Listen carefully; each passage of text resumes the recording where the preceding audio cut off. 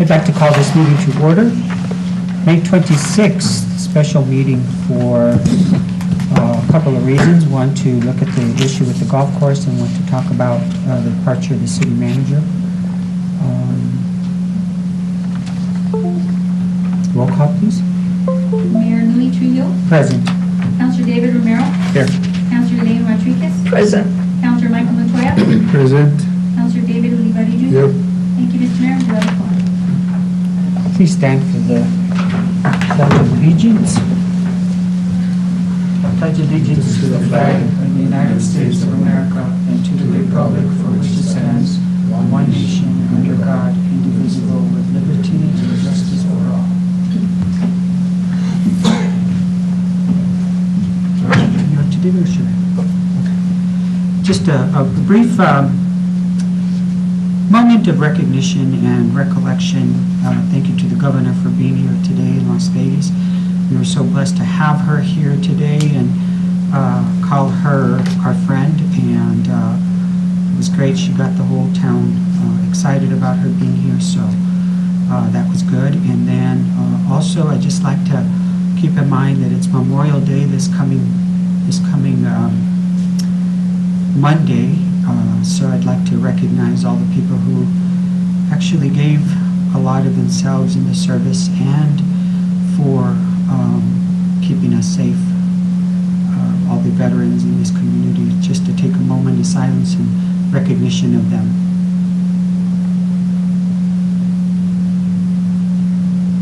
Thank you. Mr. Mayor, if I may, I'd just like to wish my son, 35 years old today, happy birthday to you, son, Don Enzo Montoya. Thank you, Mr. Mayor. All right. How could I forget?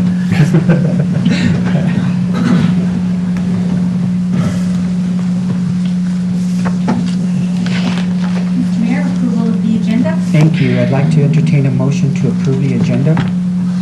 So move, Mr. Mayor. Mr. Montoya? Can I just make one motion, or just propose one change to the agenda? I'd like to, after we discuss the golf course, I'd like to move executive session to discuss the city manager's departure, and then we can come back into open. Thank you. So move, Mr. Mayor. So moved. Second? Second, sir. Second by Mr. Olivari. Roll call, please. Councilor Romero. Yes. Councilor Montoya. Yes. Councilor Olivari Jr. Yes. Councilor Rodriguez. Yes. I have a motion by Councilor Montoya, a second by Councilor Olivari Jr. Thank you, Mr. Mayor. Motion carries. Next item is public input. We have no public input today. Moving on to the business items. The first item is request approval of resolution 21-25, a resolution to participate in the cooperative funding of the Jean Forest Golf Course. And that's, you're presenting that, Mr. Mayor? Thank you.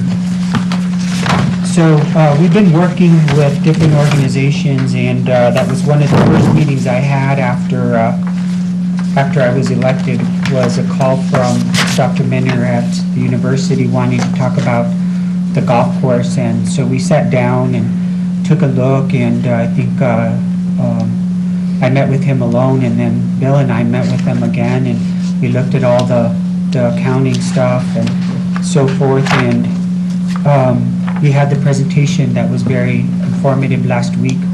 They're asking us, the county, and New Mexico Highlands University to work collaboratively to see if we can open up the golf course.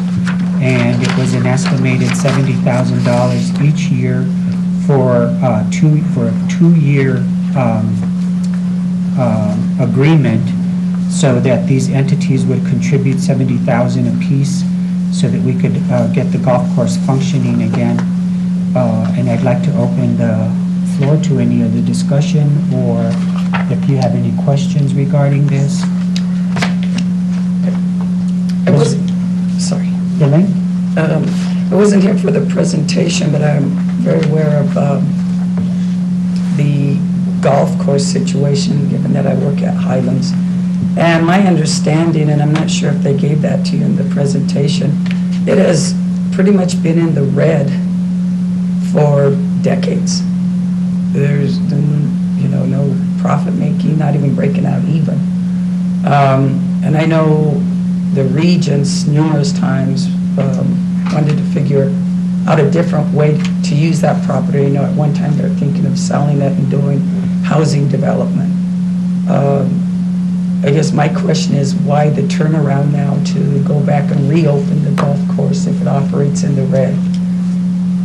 What we were told, Elaine, at the time was that it would be under different management, a different circumstance of management.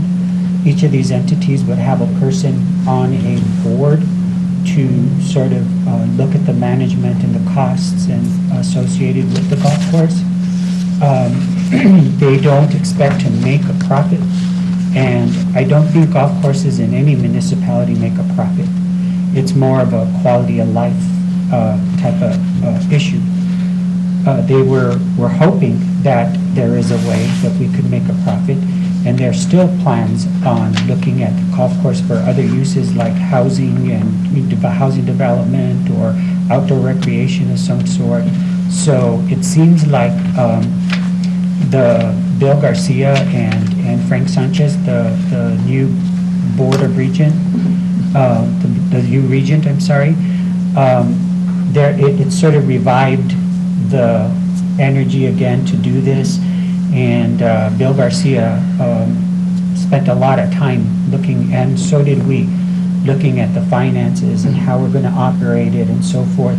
And so hopefully, I mean, even if we get it going here in a month or so, that won't even make us probably break even with what our investment is right now. But the key is that we're each going to have somebody around the table to manage the management to make sure that we're headed in the right direction. And we're going to try it out for 2 years, at which point we may take another direction, or we'll say that it's not working out. But it sort of was revived by Bill Garcia and Dr. Sanchez, the new regent. So that's my understanding. That's really why and Bill has a longer history with this, but that's really why we always put money into that golf course, because it was a key pet project of one of the regents to always want to keep it open. And I just think, I understand that it's not profiting, but that 70,000 each year, I think we could have better use of that 70 towards the city, maybe the recreation center or the parks. The other question I have, do they have any plans for the restaurant? I think the restaurant, would do well for about 6 months, and then the quality of food and quality of service would go down, and then they would end up closing up. Would the entities retain the restaurant to be able to open that up and make try to make money back from that restaurant? From my perspective, the key is just to get the golf course open, and that the amenities would the pro shop and the snack shop and all those things will be looked at as well. But the key right now is just to get the players on the golf course, start generating money through membership fees and all that stuff. That's my understanding for now. So we're not going into this with opening a restaurant and everything right away. We're sort of like a baby step type of thing. Mr. Mayor, Yes, sir. where's the money coming from? Funding? We have sufficient funds. These are to be considered non-recurring costs. And as you remember from the last presentation on finances, we have $6 million in reserves. So we could draw $70,000 from that source. And another thing is, say we do agree on the 2 years. Why can't we go 1 year and see how they're doing it, how it's working out, or they're improving, or just want to see that they go out and do what they're asking for this much money. So, Yeah, Counselor, this resolution, actually, the governing body is only committing to provide $70,000 in 2021 for the reopening. That doesn't mean that you can't or you're not willing to provide it in 2022, but this is just a specific authorization for this year. So let's say if we have a unforeseen catastrophe, another epidemic, God forbid, or something like that, this specific resolution is only binding the city to $70,000 through 2021. So and the reason why that is so is because when it makes it difficult for, it's not a good habit usually to commit, future years for unforeseen things, as we've kind of learned through the pandemic. So this particular resolution, while it does say that we are agreeing for 2021 and 2022, we're committing to pay the $70,000 for 2021. And then my recommendation would be that the council relooks at this in 2022, and things are going well, re-up it, but at least gives you the opportunity at that point. Like I say, God forbid, some unforeseen catastrophe happens, that it gives you an opportunity to review it. okay, that's what my question was. Mr. Mayor. Mr. Montoya? I understood it was for 2 years, 21 and 22, and that's what's stated on the agenda. I don't know what your resolution reads, because I don't have a copy of it, I guess. But anyway, one point that I wanted to clarify is that NMHU that came before us, they indicated that the county had already done a resolution, and they didn't do a resolution. Actually, they went and presented it to the county, and they gave them the okay to go ahead and ask the city if they would be willing to be partners in this. So they would still have to go back to the county. But I understood it was a 2-year program, tryout basis, and that we would get somebody, like the mayor said, on the table to represent the city. And we would get accountability like every 6 months or something like that, a report as to how they're doing in that. I mean, if both entities and early, the Las Vegas City Schools is willing to contribute $10,000 also. So, and they're opening it up to Mora kids, Wagamon kids, Springer kids, to the public. It's not to both East and West Las Vegas. So it's not going to be for the selected few or anything like that. Apparently the person that they're looking at getting to run the business, he's in tune with golfing, and he's very qualified to do this kind of work. So I asked the same question, Councilor. What makes us think or believe that if you're that much in the red, that things are going to be different? But what they're looking at also down the road in the future is a housing development, for instance, for professors or for the public. And that's another animal that we got to take, that we got to look at water rights and exchange or, other items. But on this one, I understood that they're just trying to revive Las Vegas. That's the way I got it. And they want to help Las Vegas and the community have things to do. So it's like the rec center, it's we don't make no money off that. As a matter of fact, they're going to a deficit on that every year. So this would be partially something like that. But at least our citizens would have something to do and opened up to the public, whether it's jogging or walking the fields or doing the golf thing. So let me ask this follow-up question to that based on what you presented, Councilman Montoya.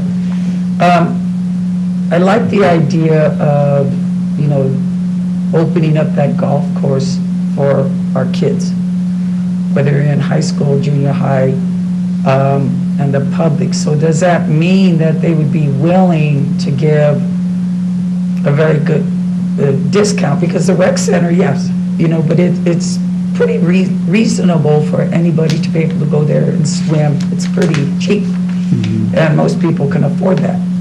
Golfing is a very expensive sport, and And does that mean that they're willing to lower the cost for city residents or kids so that when they want to go and maybe learn how to play golf, they would only have to pay a small amount to give them the opportunity to access that, because otherwise it's very expensive.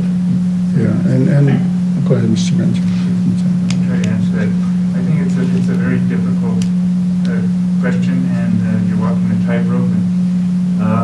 When you consider that they have made a commitment to opening the golf course to residents for a number of purposes, like walking the golf course and recreational purposes and those kinds of things. I don't, as to, we will have a seat at the table, we can discuss things like rates with them, but, we're asking them both to be a successful financial operation and then give people discounts. And so, if you don't want them to, we'd like to see the $70,000 go away, not have to pay it at all. If they can run the golf course successfully, they won't have to do that, but they're going to have to do that by setting rates that make financial sense. Now, my personal feeling is that the rate should be very reasonable, because at lower rates you get more people golfing, but that's something that somebody needs to go out and study. But I think that the answer to the question is it's a hard question, and we probably need to discuss that if we go forward with this by having our people, representatives on this board. When I'm making that statement based on what you guys are stating, that, we know it operates in the red, it always has. And I'm making that, or asking that question based on the assumption that it's going to continue to operate in the red. So if it's going to continue to operate in the red, then I think we should get a pretty low discount for our kids to be able to go out there and learn how to play golf, and then that supports the notion of the recreational piece and gives our kids something more to do here in Las Vegas. What we're committing here to is a maximum of $70,000. We're hoping that it could be lower than that and eventually get down to zero.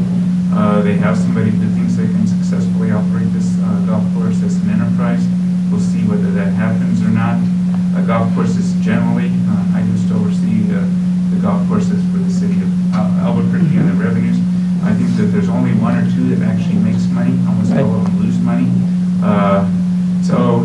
But it's one thing for a city to lose money on a golf course. It's another thing for a university to lose money on a golf course, because those monies that come to run the golf course either coming from state appropriation that goes to education, or from student fees and taking student tuition and fees for something that they're not using has been determined, I think it's been determined to be inappropriate by the Higher Learning Commission and the Higher Education Department, and that's why they're looking for us to partner with them. But it is supposed to be a short-term thing to see if we can actually get this thing to work, and if we can't, then we're going to have to revisit it.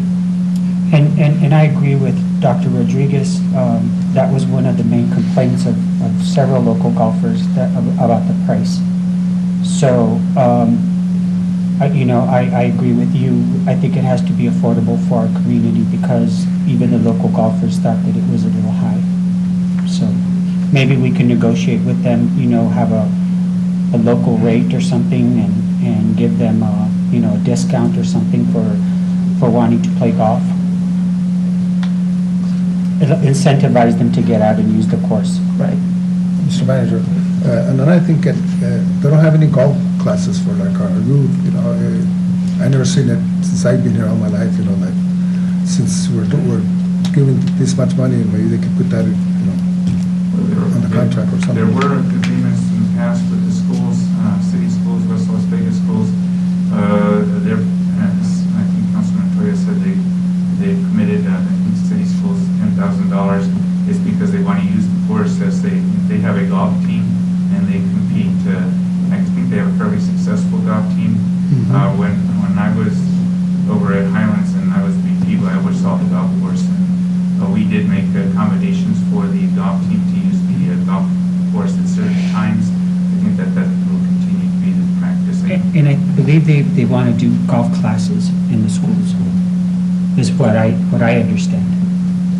And that's a source of revenue to them. But it would be nice if maybe part of recreation to teach a summer golf course or Right, that's- golf course. I think they'd be, without being able to speak for them, I think they'd be open to that, Okay. based on my experience in the past. I can't teach the course because I'm not very good, but somebody could teach a good course. Mr. Mayor, yeah, and again, I think this is, these are times where all agencies or entities have to be a part of that puzzle, the way we heard today at that ribbon cutting ceremonies. And I think that, like, for instance, now for the 4th of July, Highlands isn't charging the city of Las Vegas for having our firework display there. I think all they're requiring us to have is insurance. So those kind of things need to happen, and we need to work together and exchange with our school systems and with Highlands, and anybody that wants to partner with us, we got to try and work both ways. And this partial piece of property here behind, in between the golf course and the North Grand Avenue, I mean, we've already in partially discussions to see if Highlands would be able to sell it to the city or donate it to the city for the rec center. So those kind of things are things that we gotta try and partner on and help each other out instead of, everybody to their own. So just thought I'd throw that out there, Mr. Mayor. No, that's understandable. It's just that I want it to be affordable for our own Yes. citizens to be able to play golf. Yeah, I agree. If we're investing. Mr. Mayor. Mr. Romero? If I can, Mr. Mayor, and I met with Dr. Taylor earlier because, they keep saying that we're going to have a seat at the table, but I think we need to be a little more specific. We just don't want to sit at the table. We want a piece of the pie also. We want a decision-making. We don't want to partner and say, Highlands say, well, thank you for your $70,000 in the city, kind of, at the end of the day, doesn't get a piece of that pie either. So my suggestion is going to be very important, and this is the MOU that we do. Of course, we're going to commit to the 70,000, but at the end of the day, we need a strong MOU that says that we're going to have a decision-making seat at the table, and also that, we put in our part, say that we want to make it as affordable as we can, and put that language in that MOU, because if we just say, yeah, we commit to it, and of course, there's going to be some bargaining in this MOU that we deal with, but I just don't want to see it at the table. I want a piece of the pie to where we make those decisions. We have some decision-making, because at the end of I know at the end of the day, it's their course, their fields, but, if we're investing 70,000, I think we should get a return. Just in anything that you invest in, as a public entity, you don't just hand out money and have nothing to show to the community that we're getting anything in return. If we get $70,000, our constituents have to continue to pay higher rates. They can't use it. And really, we're paying $70,000 for a walking course. I think that's kind of unfair. So it's very important that this MOU that we work on, Scott, Dr. Taylor, that we put some language in there, that we have some decision-making in that. And I would definitely like to see a quarterly meeting as opposed to, biannually, that those meetings are quarterly. Yes. I think it's important that we keep our finger on the pulse and see how things are being managed. So that's something to consider also with the MOU, if that's okay. Yeah, that would be fine. I think we can do that. This resolution is conditioned, and if you read it, it says that this $70,000 is conditioned on two things. First, the city is given equal representation with the other principals on any entity governing or overseeing the course. That's one condition. The other condition is that the county and NMHU Board of Regents each votes affirmatively to bind themselves to the $70,000 as well. So we've got two conditions in there that need to be met, and that makes sure that the other principals are carrying their weight as well. So how would we know, at the end of the day, Highlands is putting more than their 70,000, but how do we know? I guess there's really never mind. No question, thank you. Thank you. Any more discussion? What's the pleasure of the council? I'll entertain a motion. Mr. Mayor, for clarification, just real quick to Yes, confirm what Councilor Ulibarri was saying. sure. So if we commit to this, even though it does say and to a certain extent, because it does have the first whereas, the city and MHU and the county, it does say each year, 2021 and 2022. We do have the if we see within that first year, when we're sitting at the table and decision-making, it doesn't work out, we do have the option, Mr. Attorney, that we can get up. Got that option, because right now, this resolution is only committing to providing 70,000 for 2021. Okay, thank you. Thank you.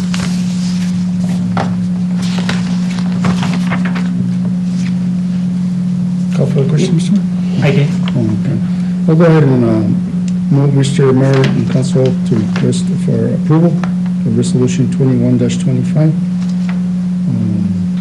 the New Mexico Highlands University and the G. Torres Golf Course.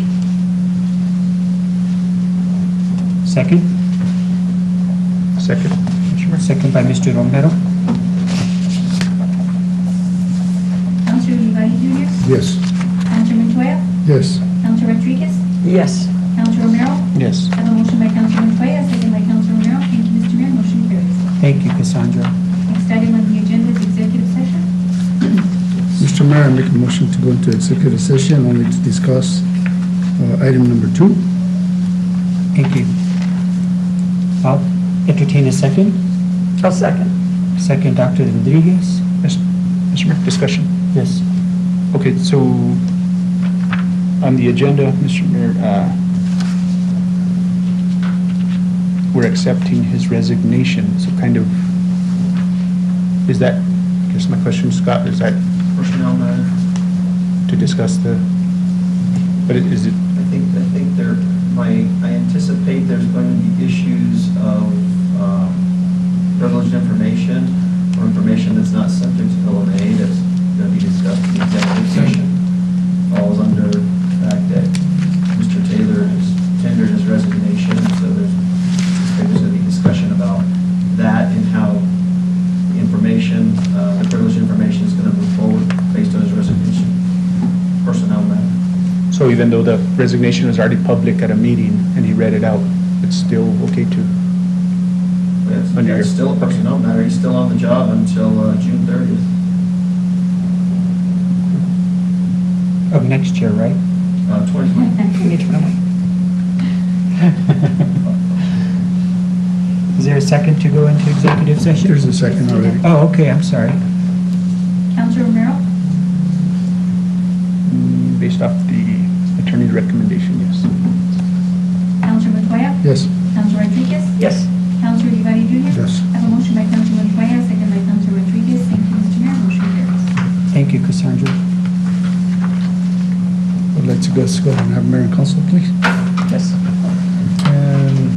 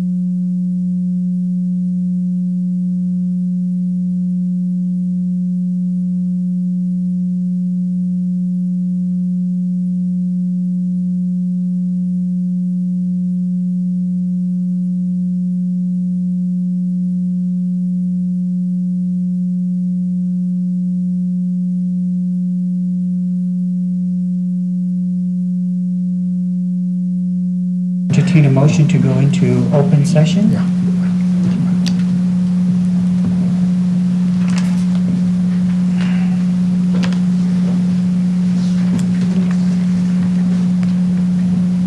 I'll make that motion. Thank you, Oh, I'm Dr. sorry. Rodriguez. I didn't hear you. We're enjoying our peace and I quiet. Second, Second, this one. second by Mr. Ulibarri. Roll call, please. Counselor Montoya? Yes. Counselor Uluwari Junior? Yes. Counselor Rodriguez? Yes. Counselor Romero? Yes. I have a motion by Counselor Rodriguez, a second by Counselor Uluwari Junior. Thank you, Mr. Mayor. Motion carries. Thank Mayor, you. moving on to business item number 2, request approval to accept City Manager William Taylor's resignation effective June 30th, 2021, in consideration of discretionary compensation. Councilor Montoya? Yes, thank you, Mr. Mayor, and thank you, council, audience, city manager. I put this item on the agenda because our city manager has resigned, and the letter indicated as of May 30th of 2021, and there was a typo, and it should have read June 30th, 2021. 22. He did indicate, the clerk did read his letter of resignation to Mayor and Council and to the public at our last meeting. But I just wanted to make sure that we accept it and vote on it as an acceptance of his retirement resignation letter. I do, and would like to say that, Mr. Taylor, your thoughts haven't changed? No. You said that with a smile. Well, personally, before a motion or a discussion, further discussion is said, Mr. Mayor, I would just like to thank Mr. Taylor. He's been with us for 14 months, and we hired him 14 months ago when we needed somebody to lead the city and do the day-to-day operations of the city of Las Vegas. I think your choice, Mr. Mayor, was a good choice. I think that Mr. Taylor has done an outstanding job. He spent every penny of the $3.2 million for the business community, the business, small business. And he brought in a lot of projects. As you notice, downtown, we're having a lot of streets in all different wards being paved. And that's not going to stop. We will continue. Potholes have been addressed, and potholes will be addressed till the day I die, because potholes don't never give up. But going back to Mr. Taylor, that's a thankless job. I don't know how Les Montoya survived it for 18 years, but it's a brutal job, and it takes a lot of patience and somebody loving and kind to guide the city in that direction. And I think you've done a hell of a good job. I know that you have other plans, and we wish you well. I wish you well in your endeavors. And I really, from the bottom of my heart, I thank you for all that you've done for the city of Las Vegas in the time of need. Thank you, Mr. Mayor. And I open the floor for any other one that would like to say anything before we act on this item. I would just like to say, Bill, I know that I brought you out of retirement, and I hope you forgive me. But it's been wonderful. You've been really great for this community, and I made an excellent choice when you decided to come and work with us, and then the pandemic hit, and you demonstrated your leadership and everything, and I can't thank you enough. I think we laid a good foundation. I think our finances are in great shape, and I appreciate the fact that you're willing to help the upcoming manager, whoever it is, to get to work and help that way. And you even offered that you would take a call from us at any time, except when you're on the beach, I'm sure. But I thank you for that too. And you've been a great friend to the community, and we've done a lot. We pulled a lot of agencies together. We rekindled a lot of good relationships with, big organizations and schools and so forth. And it's all been through your leadership, and I thank you, Bill, as well. Thank you. Mr. Mayor, with that, is there any other comments? I'll just, I mentioned it last time at the last meeting, Dr. Taylor, that thank you for what you've done. As Councilor Montoya mentioned, it is a thankless job, and, things aren't always, pretty in your position, and there are difficult decisions that sometimes you have to make, and maybe sometimes we're not always happy, but at the end of the day, you've done what you can, and, we've had a professional, working relationship that, at the end of the day, we're maybe not always happy, and you're not happy with us, but, we've worked through it, and at the end of the day, we could say goodbye, and when we see each other, say hello, and that's always good in government. We're not gonna, it's sad when you have a government that, you can't even say hi and bye because you don't get along, but, at the end of the day, you've set that, you've set that tone here, and we could have that professional friendship, and hopefully that continues on no matter what. Like the mayor said, if we need your help, one thing you brought to the table here was your knowledge in finance, and that's why we were able to get through what we went through. Many entities had furloughs and did all that, and we didn't have to, and that was good for our community. So thank you for all you've done, Dr. Taylor. Mr. Mayor, I would also like to just mention that Mr. Taylor is in compliance with his request that he would do a smooth transition, and that is occurring. That's the gentleman like that he is. And at this time, I would like to yield the floor to Mr. Taylor, see if he'd have any comments. Well, just thank you. I think I mentioned last time, this has been a very difficult year because of the pandemic, and it's a difficult job, but overall, I came away with a good experience, and I'm happy to have been able to serve the city of Las Vegas. I think one of the things that people have talked about today at the ribbon cutting was, one thing about Las Vegas, and I think northern New Mexico, maybe New Mexico in general, is we can have our differences and opinions, but at the end we come back, come together as family and friends, and so on. That's how I feel about this. I think I'm leaving as a happy person, and appreciated the opportunity to work here.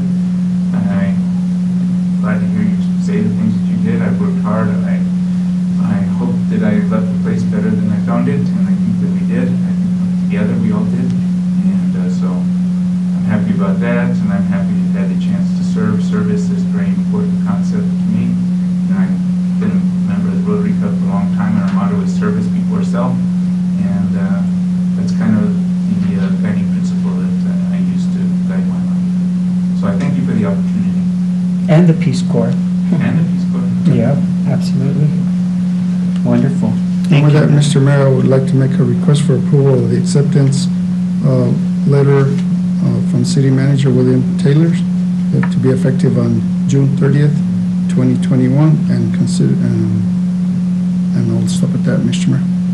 There's a motion on the floor. Do I have a second? Second, Mr. Mayor. Second by Mr. Romero. Please roll call us.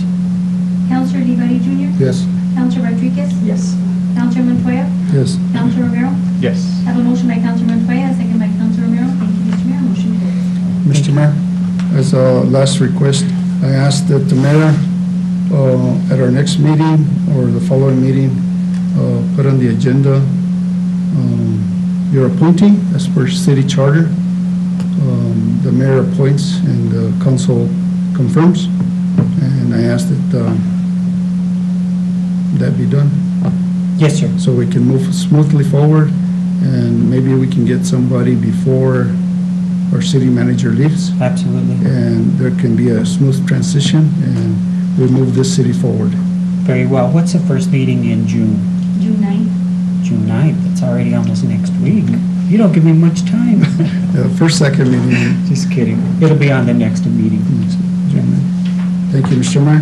Thank you, Mr. Montoya. And with that, I'll entertain a motion to adjourn. Motion. There's a motion by Dr. Rodriguez, second. Second. Second by Mr. Montoya. Roll call us, please. Counselor Romero? Yes. Counselor Rodriguez? Yes. Counselor Montoya? Yes. Counselor Olivares Junior? Yes. I have a motion by Counselor Rodriguez, a second by Counselor Montoya. Thank you, Mr. Mayor. Motion carries. Thank you, and thank you for everything, Cassandra. Thank you, Danielle. Thank you, Scott.